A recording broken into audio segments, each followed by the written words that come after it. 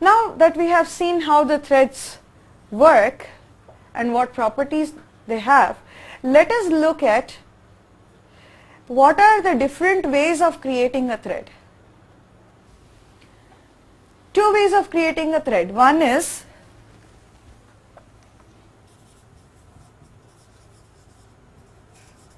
extending from thread class, and two, implementing runnable interface.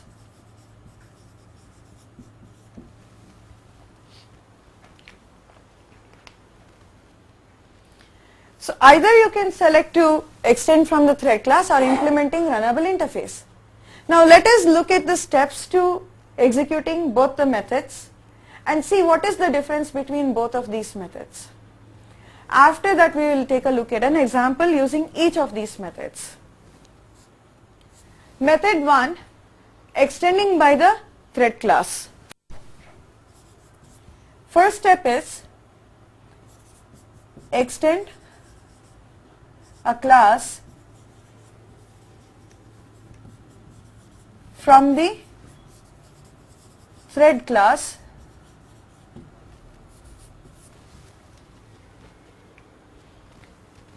override the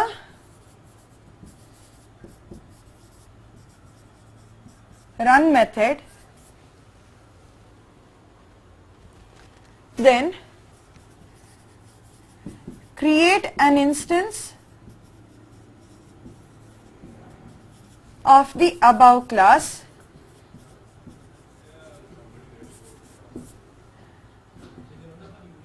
and start the thread.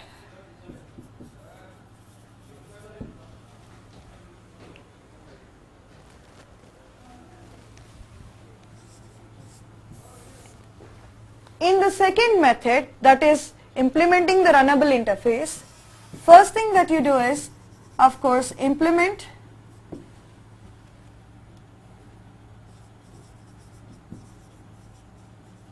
runnable on a class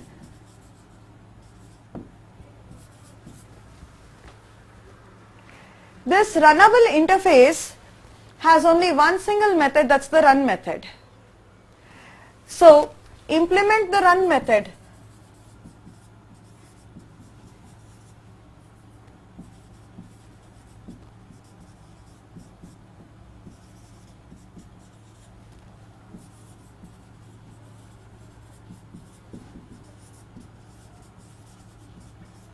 Of the runnable interface, create an instance of the class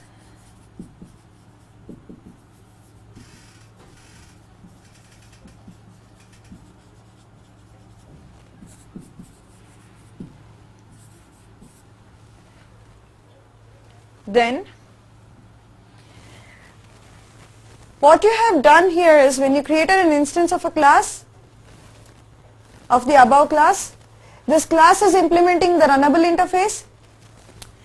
So when you create an instance of the class implementing the runnable interface, what type of an object do you get? You get a runnable object. But here when you created an instance of the above class, in the first method, the class for which you are creating an instance is extending a thread class. So this instance which you are creating is nothing but a thread object. So here you just have a runnable object. You need to create a thread object.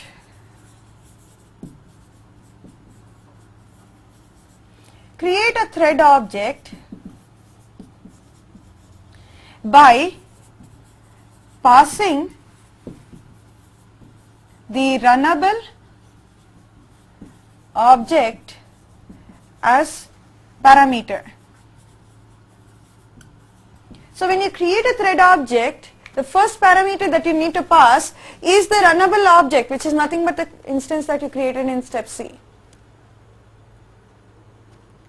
By passing the runnable object, you created a mapping between the thread and its runnable object. And then call start on the thread.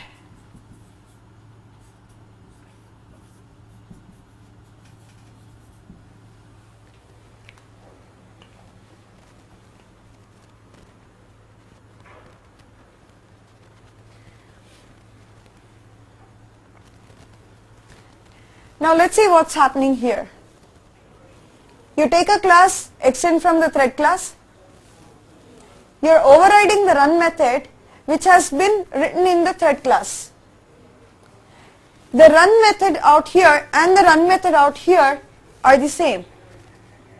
What the thread class is doing actually is, the thread class implements the runnable interface and it implements the run method of the runnable interface as a do nothing method.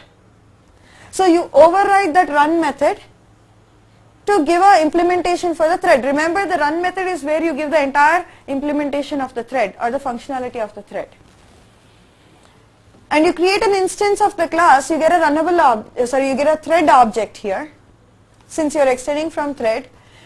So on the thread object you just invoke the start function, start method. The start method in turn we said calls the run method, thereby getting the thread into a runnable mode. Now in this particular case, second method, you take a class implementing the runnable interface, override the run method of the runnable interface where you define the functionality of the thread, you create an instance of the class so you get a runnable object. You still need to create a thread object and then call the start on the thread. While creating a thread object, if you do not pass the runnable object as parameter, and if you were to call start on the thread, the start will automatically call the run on the thread for the runnable upon the runnable object. Thread itself is also a runnable object. So if you are not passing any runnable object as parameter, it itself is a runnable object, so it will call run method on itself. Therefore, the run method of the thread class itself gets executed, which does what? Nothing, because it's a do nothing method. It just gets in, gets out of the method. That's why we need to provide the runnable object as a parameter here. So when the start method calls the run, it calls the run on the runnable object that you provided.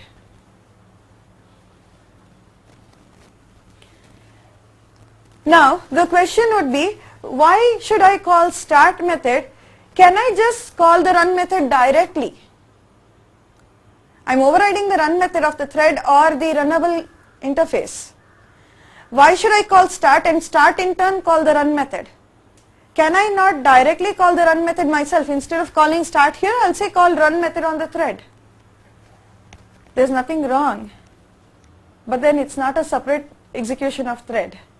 It's in the current thread itself, it's like calling another method, that's all, if you end up calling the run method. But if you call a start and start calls a run, the start, what it does is, it takes the thread on which you have called the start on and it schedules it with the CPU so that it gets to execute as a separate path of execution and not within the same thread where you created this particular thread object. That's why we need to call start method and not the run method directly. So these are the two methods or two ways of creating threads. Now let's take a look at an example.